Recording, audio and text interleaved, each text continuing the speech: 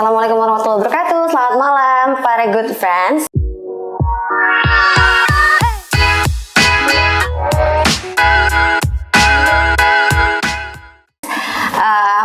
Kita punya episode yang terbaru nih. Ini kebetulan nih, biasanya kan kalau aku nge-host itu bawaannya santai, kemudian casual. Hari ini aku pakai blazer, rapi banget karena tamu pada malam hari ini berbeda dari yang lainnya. Dia adalah salah satu direktur operasional yang berada di Pangansari Utama Food Resources. Sebelumnya aku mau jelasin dulu, ini adalah konten terbaru dari Pangansari Group. Konten YouTube channel kita bisa dicek di Pangansari Group, dan kemudian kalian juga bisa temuin kita di Instagram @pangansari.utama, atau linkin kita untuk misalnya kalian mau dapat informasi mengenai lowongan kerja atau apapun itu, bisa di linkin kita Pangansari Utama Food Resources. Nah, oke, acara ini juga dipersembahkan oleh Analogi.Indonesia, kemudian ada Munchie Belly, ada juga Hit and Eat, ada Mindable, ada juga Fronte, dan juga Nidia. Jangan lupa juga kalian kalau misalnya mau beli produk-produk tersebut, kalian bisa kunjungi @glowmart.id. Acara ini tayang setiap hari Selasa jam 9 malam. Mari kita kenalan sama bintang tamu kita pada malam hari ini, Bapak Richard. Selamat malam Pak. Gini dulu dong biar akrab kita. Selamat malam. Tuh kan, bisa dilihat kan bajunya rapi, kita sama nih Pak nih. Iya, serasi ya. Kalau Bapak udah kelihatan kayak direktur banget, aku kelihatan kayak anak magang. Barangkali bisa magang jadi sekretaris Bapak nanti ya ke depannya ya Pak. Apa kabar Pak? Baik. Bisa disapa dulu dong good friends di sini semuanya. Selamat malam semuanya. Nama saya Richard ya. Pak Richard dipanggil pada gizi sih jarang ya, tapi Pak Richard aja biasanya. Okay. Dan saya in charge sebagai direktur operasional ya di PSU ya, selama udah kurang lebih 2 tahun lebih.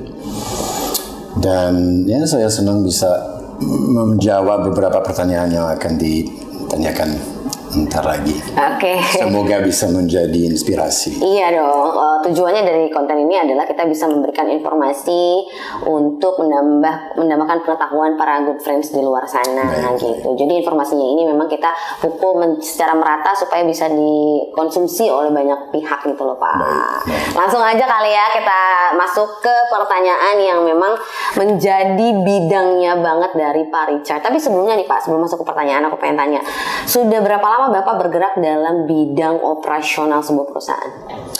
Kurang lebih 30 tahun ya. 30 tahun ya. Jangan nanya umur ya, tapi memang 30 tahun sudah bergerak di bidang operasional. Oke. Itu langsung menjadi direktur operasional apa seperti apa Pak? Oh enggak, kan semuanya kan perlu proses ya. Jadi saya mulai benar-benar dari bawah. Oke. Ya, dari bawah, mau dari Eropa awalnya sampai saya masuk Indonesia juga masih di bawah. By the way nih Pak, ini kan kemarin juga bintang tamu kita itu salah satu ekspat yang ada di perusahaan nih. Sekarang juga ekspat yang ada di perusahaan nih. Bapak boleh kasih tahu dulu dong Bapak dari mana? Perancis. Dari Perancis ternyata. Tapi bahasa Indonesianya udah kece parah ya. Sudah. Berapa lama di Indonesia? 28 tahun. Wow. Jadi selama menjabat menjadi direktur operasional hanya 2 tahun saja beliau merayap sampai ke atas. Enggak juga. Oh, enggak juga. Perlu 30 tahun ya untuk bisa ke atas. Ya. Prosesnya cukup lama, tapi ya yang penting kita tetap motivasi ya. Kerja keras itu aja sih yang utama gitu, dan ya nggak pernah menyerah lah. Iya, ya, pasti dalam hidup kan ada up and down, tapi ya, kalau kita nggak menyerah dan tetap cari solusi pada masalah yang muncul, itu pasti akan bisa kita hadapi bersama. Oke. Kenapa pada akhirnya memilih Indonesia sebagai negara tujuan? Kan istri saya orang Indonesia. Jadi ya ketemu di Inggris, nikah di Prancis, terus akhirnya honeymoon di Indonesia dan tidak balik lagi. Gimana dong? Betah ya? Gitu kan jadinya. Betah banget ya. Susah. Alhamdulillah kalau kayak gitu. Oke Pak, kita langsung aja. Tapi by the way tadi namanya Bapak Richard Dagize, gitu cara pronunciasinya Pak. Betul. Bapak Richard Dagize. Pak, apa tantangan terbesar dalam menjalankan operasional sebuah perusahaan, terutama di site? Karena saya dengar Bapak memang bergerak di remote area ya. Iya betul. Sebenarnya ada beberapa hal ya. Kalau semua kegiatan operasional sebenarnya sih ada tantangan tersendiri ya. Ini menjadi terutama untuk site ya, menjadi tantangannya mungkin lebih besar karena merupakan banyak hal yang kita harus planning, ya, terutama dalam hal logistik. Ya, bagaimana barang-barang kita itu bisa sampai site, ya, tanpa ada keterlambatan, logistik dan jelas sumber daya manusia dan semua dukungan-dukungan yang kita dapatkan dari vendor ataupun dari cabang-cabang kita yang lain yang bisa bantu kita untuk benar-benar tantangannya ya dikurangin ya, jadi lebih lancar ya. Tapi menurut saya sih yang utama tuh sebenarnya sumber daya manusia sama logistik. Ya, yang menjadi salah satu kunci untuk sukses ya. Logistik karena jelas kita harus punya barang, dan sumber daya manusia itu untuk kita mempunyai orang yang bermotivasi tinggi untuk mau dan bisa bekerja di site yang tertentu. Ya, nah itu yang penting karena belum tentu semua orang kan mau ke remote area. Ya, itu kadang-kadang itu sangat sulit. Ya, jadi bukan orang yang mau kerja sama kita kan ya harus tahu itu kan ada rotasinya. Ya. Mereka itu bisa berapa kali pulang dalam setahun, apakah mereka siap menghadapi masalah seperti jauh dari keluarga, dengan kondisi-kondisi pekerjaan yang mungkin beda dengan kondisi pekerjaan di Jakarta. Itu yang kita memang harus benar-benar jaga. Ya, bahwa sumber daya manusia dan logistik itu yang kuncinya sebenarnya. Ya. Apalagi mencari seorang karyawan yang memang siap, tadi kata Bapak sampaikan, siap untuk bekerja di site dengan siklus pekerjaan yang jarang pulang dan lain sebagainya, itu sangat sulit sekali ya Pak ya. Kemudian etika dan segala macamnya juga kita belum tahu seperti apa. Nah, untuk mengatasi hambatan dari tantangan-tantangan tersebut tuh gimana Pak? Jelas sinergi ya. Kita ngomongin masalah logistik sekarang ya. Kalau kita ngomongin logistik kan harus ada sinergi. Ya, sinergi dengan vendor misalnya kan. Sinerginya juga dengan HR department yang ada di head office ini. Ya. Jadi semua sebenarnya kalau saya sendiri tidak bisa bergerak sendiri. Ya, ada beberapa operational department yang mendukung ya di Jakarta, dan ini harus sangat membantu ya di dalam sinergi itu, bahwa saya tidak bisa gerak sendiri. Kalau HR itu tidak menggerakkan staff atau karyawan baru untuk ke site, ya saya kan nggak punya karyawan baru. Ya. Kalau mereka tidak dipilih secara detail, secara teliti ya, dari segi psikologi, dari segi motivasi ya untuk pergi ke site yang benar-benar jauh ya, itu juga harus bisa kita screening ya, biar kita nanti soalnya susahnya kalau saya pilih beberapa karyawan, saya tidak mau karyawannya itu komitmennya cuma 2 bulan 3 bulan. Ya, saya maunya jangka panjang. Jadi kita tidak, dari segi biaya juga lebih terkontrol dan lebih hemat ya, dari segi training, dari segi banyak hal lah, dari segi rekrutmen juga. Itu yang penting. Dari rekrutmennya ini sendiri nih Pak, itu Bapak juga terlibat untuk dalam pemilihan karyawan-karyawan yang harus bekerja di... Saya terlibat kalau di level atas ya. Biasanya di level general manager sama manager itu saya terlibat ya untuk seleksi ya. Dan itu ada kriteria-kriteria yang sangat khusus ya. Kriterianya sebenarnya di antara proyek kan walaupun dari segi overall kan sama, tapi untuk proyek masing-masing kadang-kadang kliennya kan meminta misalnya GM harus begini. Nah ini kita harus bisa ngikutin. Ya. Jadi ada beberapa spesifikasi ya, yang diminta oleh klien masing-masing untuk orang bisa bekerja sama kita. Makanya kalau di operational kita ini sebenarnya GM-nya juga kan di hire atau di interview oleh klien sendiri. Untuk meyakinkan bahwa ada kecocokan dalam hal spesifikasi yang diminta dan dicari. Oke, jadi kalau di site itu berarti klien juga ikut turun tangan untuk screening karyawan terpilih. Kalau di level tinggi, yes, Oke. itu pasti. Ya, tapi kalau di level manager ke bawah tuh mereka serahkan kepada kita ya. Oke. Gitu. Oke Pak, ini masih bicara rekrutmen nih Pak. Banyak banget pertanyaan yang masuk ke sosial media kami nih. Pertanyaan soal, Mbak, kalau misalnya kita lulusan SMP atau cuma lulusan SMA, bisa nggak sih kerja di site-nya kita gitu kan? Atau kerja di site manapun? Mungkin Bapak bisa jelasin dan bicara langsung ke Good Friends di sini. Bisa apa tidak sih Pak? Semua bisa. Kalau saya sebenarnya dari segi prinsip, ya, mau punya ijazah yang sebanyak berapapun, ya, atau mau lulusan SMP saja, ya, semua sebenarnya bisa. Ya, yang penting ada motivasi, kerja keras, dan attitude, sikap. Ya, nah kalau sikapnya sudah bagus, ya, kita bisa latih. Ya, sikapnya tidak bagus, mau punya ijazahnya banyak juga, mau dilatih juga sama saja. Ya, jadi kalau saya tidak pernah diskriminasi orang punya ijazah dengan orang yang tidak punya. Ya, untuk posisi tertentu, ya, ada posisi misalnya manager atau GM itu pasti harus ada, ya, ijazah tertentu atau spesifikasi dan kualifikasi yang tertentu. Cuman untuk level pemulaan itu sebenarnya kita tidak, saya sendiri tidak pernah melihat ijazah menjadi salah satu kunci untuk bisa masuk. Ya, saya sendiri waktu saya pertama kali bekerja kan saya masih belajar.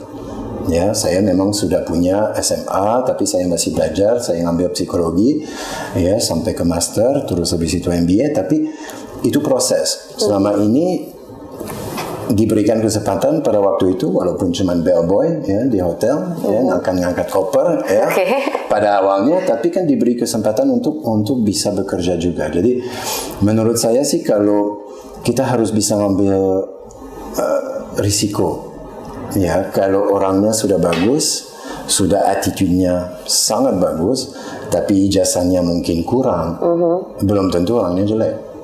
Ya, belum tentu orangnya tidak bisa masuk. Ya, kita harus sebagai manajer juga harus bisa berani mengambil keputusan terhadap orang yang tidak punya ijazah. Ya, jangan sampai ada diskriminasi. Karena kadang-kadang kita melihat itu, you would be surprised. Ya, yang tidak punya ijazah malah kadang-kadang itu lebih perform daripada yang ijazahnya banyak. Ya, dan itu kadang-kadang tuh di-explain dengan sikap yang mungkin sombong, ya. Kalau orang punya ijazah banyak kan merasa, ya, zaman sekarang kan bahasanya sotoy, ya. Kamu sotoy. Itu yang sebenarnya sangat disayangkan. Ya, jadi teman-teman kalau misalnya merasa cuma punya ijazah SMP atau lulusan SMP, tidak ada masalah, ya, masih bisa ngelamar untuk bekerja di site. Ya, asal ada kemauannya itu. Ya, Oke, jadi Good Friends, kalau misalnya banyak banget quotes beredar, everyone deserve a change, itu salah ya Pak. Yang ada itu adalah everyone deserve a change when you have a good attitude. Ya, itu kembali ke diri sendiri. Ya, kembali ke diri sendiri. Sebenarnya tidak ada pekerjaan yang sebenarnya A tidak boleh atau B tidak boleh, enggak ada. Menurut saya semuanya universal. Ya. Sebuah pekerjaan kan pasti mau punya banyak ijazah atau tidak, pasti harus dipelajari. Ya, karena masalahnya kan teori dengan praktek kan sangat berbeda. Ya, nah disitulah yang kita harus benar-benar take into consideration bahwa sebenarnya seseorang yang tidak punya ijazah belum tentu stupid. Iya, betul banget. Itu aja buat saya sih, kuncinya di situ. Jangan meremehkan orangnya. Betul, even sekelas Google aja dia punya desainer cuma lulusan SD. Betul. Dan ya namanya kreativitas, namanya, ya tidak bisa ditranslate di sebuah ijazah. Iya, betul banget, betul banget. Itu yang penting. Oke, jadi good friends nih buat kalian yang cuman tidak beruntung misalnya hanya sampai SMP atau hanya sampai SMA tidak bisa lulusan ke universitas, kalian bisa banget coba asal ada kemauan dan mau belajar dan juga bisa menjaga etika kalian selama kalian bekerja, akan selalu ada kesempatan untuk kalian bekerja dimanapun kalian mau, betul ya Pak? Betul. Iya betul banget. Nah oke, balik ke pertanyaannya, kiat-kiat yang diterapkan untuk meningkatkan efisiensi operasional itu sendiri bagaimana Pak? Kembali lagi ke sumber daya manusia. Kalau dari segi efisiensi operasional kan mulainya kan dari sumber daya manusia ya. Jadi kita ada beberapa itu di luar manufacturing, ya, di luar equipment, ya. Nomor satu sebenarnya sumber daya manusia, di mana kita harus bisa komit, ya, sebuah perusahaan harus bisa komit untuk mau berlatih orang yang bekerja di situ untuk menjadi lebih baik lagi, untuk bisa develop dalam sebuah perusahaan. Itu adalah salah satu efisiensi yang kita harus lakukan untuk meningkatkan produktivitas misalnya kan. Itu training sangat penting. Yang kedua KPI, ya, KPI Key Performance Indicator, di mana kita harus memberikan target, ya, kepada semua untuk mencapai satu goal. Ya, itu kan sebenarnya dalam sebuah perusahaan itu kan merupakan tugasnya dari seorang leader, ya, bukan seorang manajer. Kalau manajer kan memanage-kan, oke, ada kontrol, ada managing, tapi seorang leader tuh harus bisa benar-benar merangkul semua untuk dijadikan satu visi. Ya, nah itu sebenarnya yang paling susah, ya, kalau tidak punya dasarnya sebagai leader. Ya, nah seorang leader harus bisa motivasi anak-anak, ya, di site ataupun di perusahaan, harus bisa juga memberikan training, ya, dan harus memberikan target. Nah, tapi targetnya jangan lupa, target perusahaan itu sebenarnya adalah target mereka, tapi di level yang berbeda. Gitu. Jadi semuanya itu harus bekerja dalam satu goal, ya, untuk mencapai satu target yang tertentu. Ya, karena saya sendiri tidak bisa mencapai target kalau nggak ada anak-anak. Saya tidak bisa. Nggak ada support sistemnya ya Pak. Betul. Ya. Seberapa vital sih Pak efisiensi operasional sebuah perusahaan tuh? Sangat vital. Kalau nggak ada efisiensi operasional ya jelas ya sebuah perusahaan bisa bankrupt, ya. Mau dari segi cost efficiency, mau dari segi equipment, ya, mau dari segi sumber daya manusia, itu semuanya merupakan hal-hal yang dari segi operasional tuh harus jalan barengan. Ya, tidak bisa satu sendiri, satu ini. Jadi operasional itu sebenarnya adalah kunci untuk sebuah perusahaan bisa jalan dan bisa sukses. Ya, jadi itu tidak bisa dipisahkan dengan yang lain, ya, karena sebuah equipment kan harus dijalankan oleh sumber daya manusia misalnya, kan, terus kita harus punya target juga, ya, sales and marketing juga ikut untuk kita bisa mengambil beberapa proyek. Nah itu sebuah merupakan salah satu aspek operasional yang sangat penting dan vital untuk perusahaan manapun. Jadi semuanya harus bisa dikontrol ya Pak, dari mulai cost control, kemudian sumber daya manusia, logistik dan lain sebagainya. Harus, ya. Karena efisiensi operasional kan pasti akan turun ke cost efficiency juga. Ya, kalau kita tidak efisien dalam sebuah operation, pasti cost-nya akan suffer, ya. Dan itu kan perusahaan tidak bisa menjalankan kalau cost efficiency-nya tidak terkontrol. Itu yang sangat penting. Seperti saya bilang tadi, itu semuanya merupakan sinergi, ya. Jadi tidak bisa satu departemen aja yang bisa jalanin, tapi semuanya memang harus disatuin, ya, untuk perusahaan bisa sukses. Oke, jadi nggak ada yang namanya harus ahli hanya di bidang cost control aja atau ahli di bidang manajemen, semuanya harus dalam satu level yang sama ya Pak ya.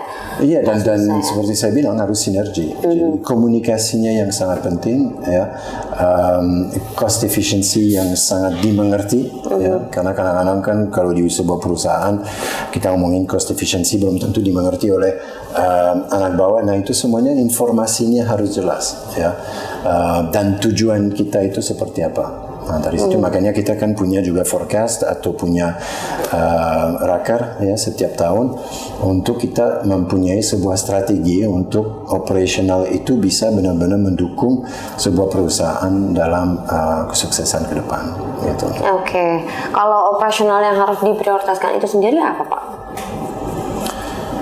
Sebenarnya kalau priority ya kita ngomongin satu modal ya, keuangan itu penting. Yang kedua sumber daya manusia. Seperti saya bilang tadi, kita selalu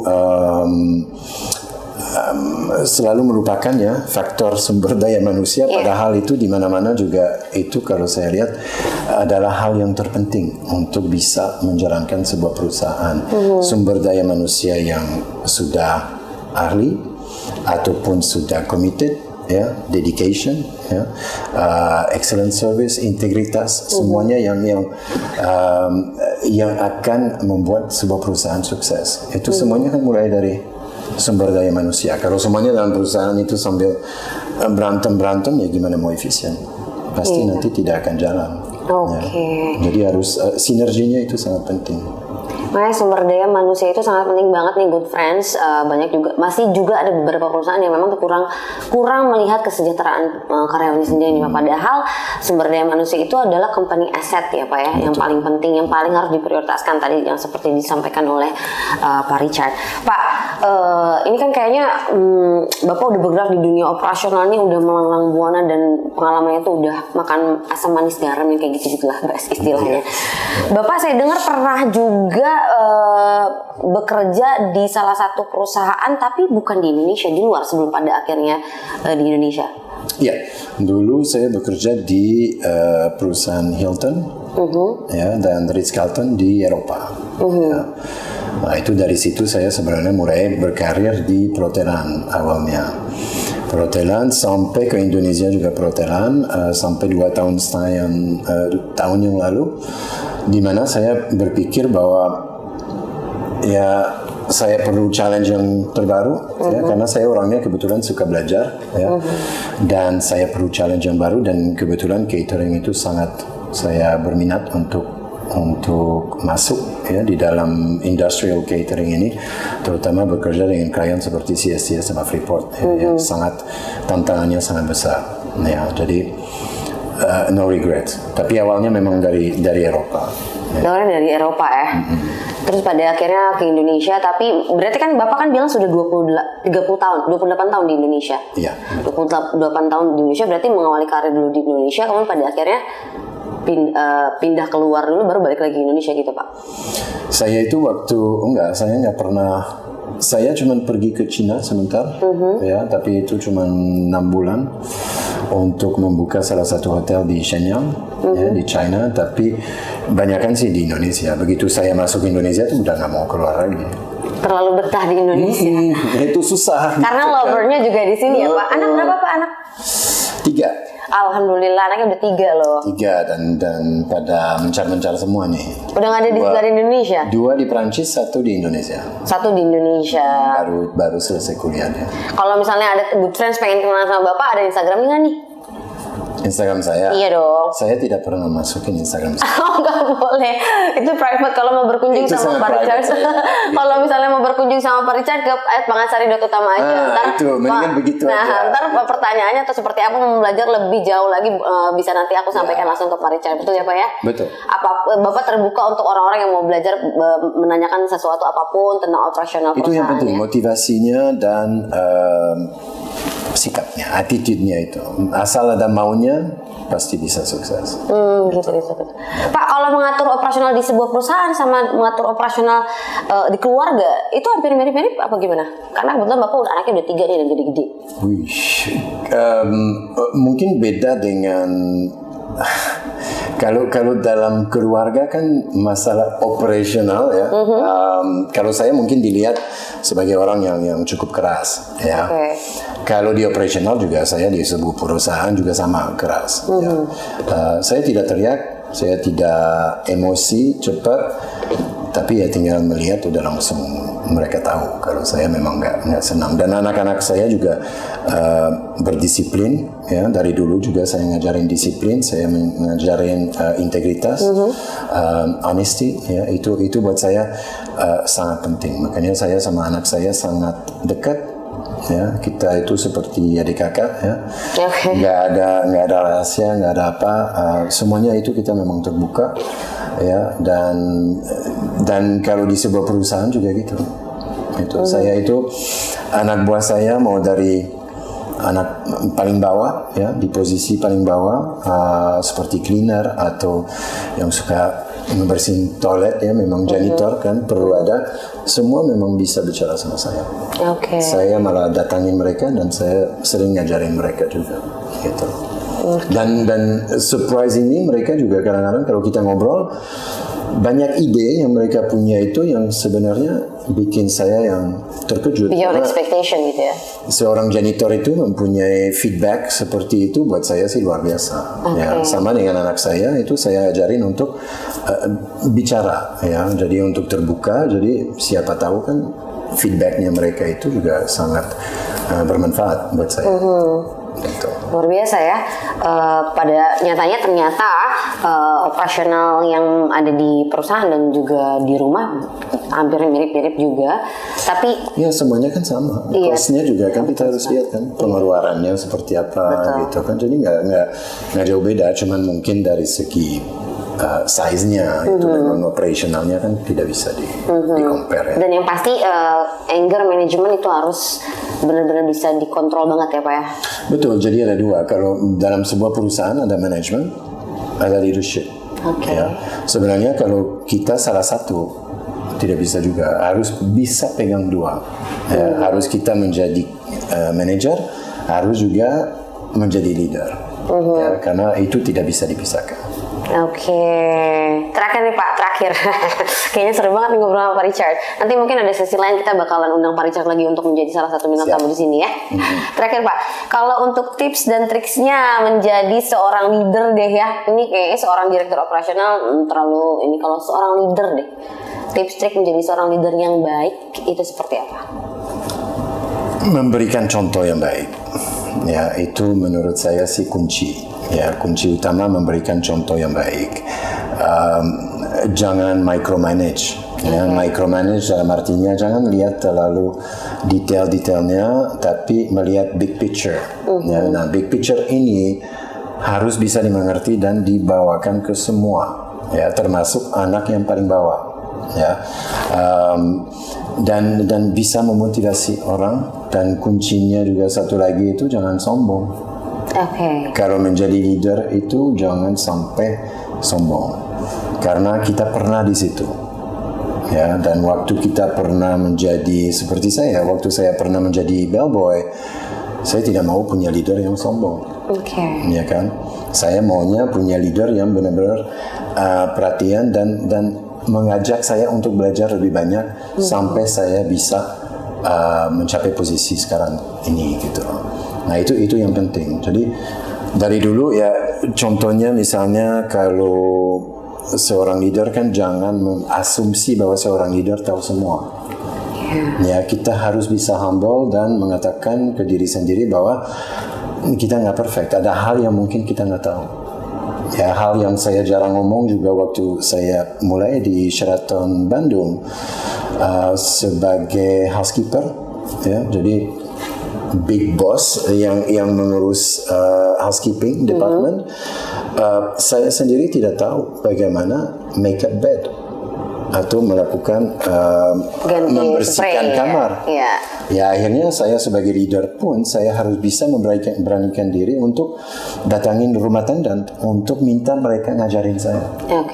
Nah, itu adalah sesuatu yang sebagai orang leader tuh jangan pernah lupa bahwa egonya nggak usah ada dulu.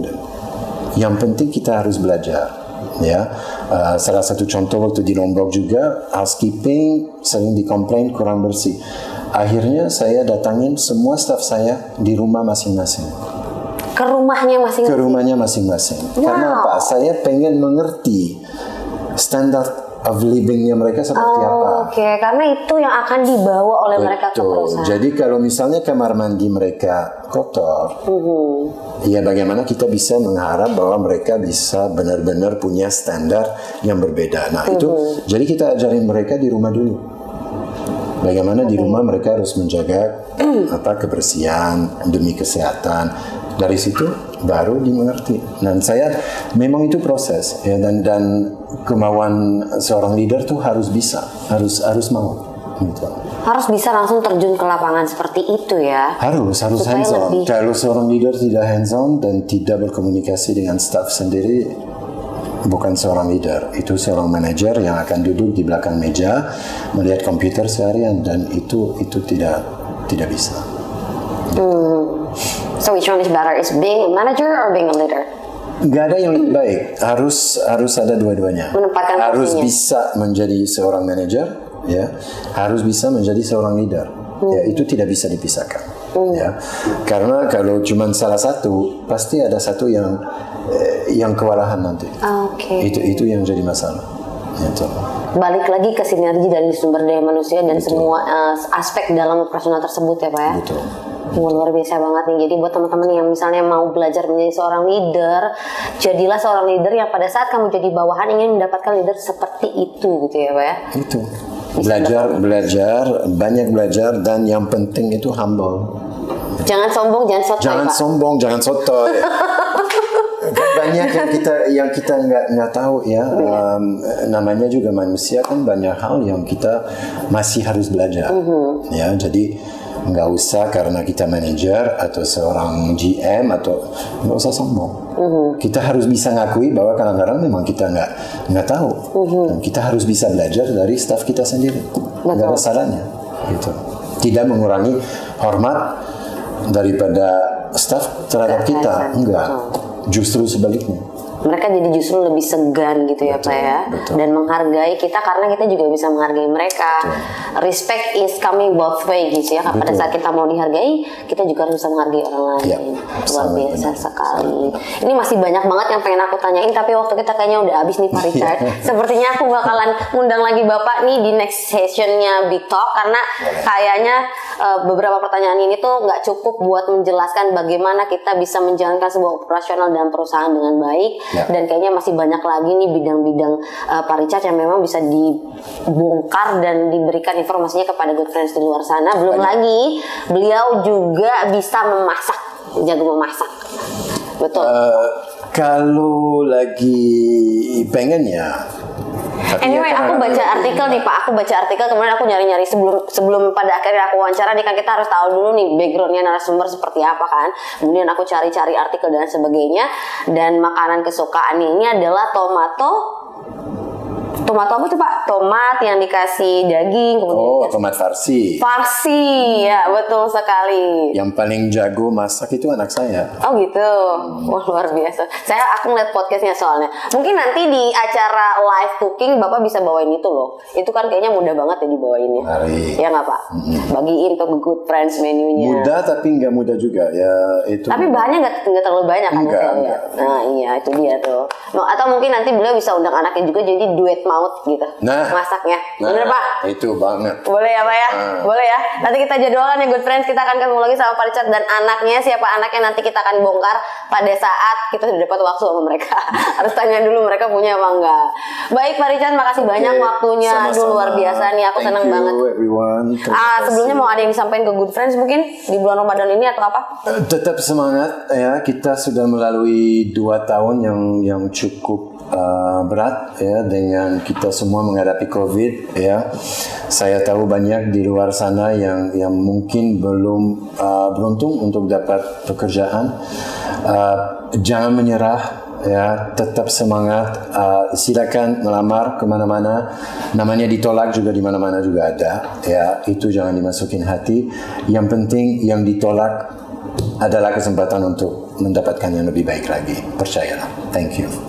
Percayalah. Terima kasih banyak semuanya. Bapak boleh ikut sama saya, kita sebut tagline acara kita. Boleh. Kalau misalnya aku bilang let's talk, Bapak jawab dengan with business talk. Oke? Terima kasih sekali lagi buat para good friends yang udah nongkrongin kita. Kita tayang setiap hari Selasa jam 9 malam di kanal YouTube-nya Pangansari Group. Jangan lupa di-follow juga Instagram kita @pangansari.utama dan LinkedIn kita ada di Pangansari Utama Food Resources. Kalau gitu aku Ami dan Richard. pamit dari Bisikna pada episode kali ini. Kita selamat malam dan assalamualaikum warahmatullahi wabarakatuh. Let's talk With Business Talk. Bye. Terima kasih Pak Bye. Richard.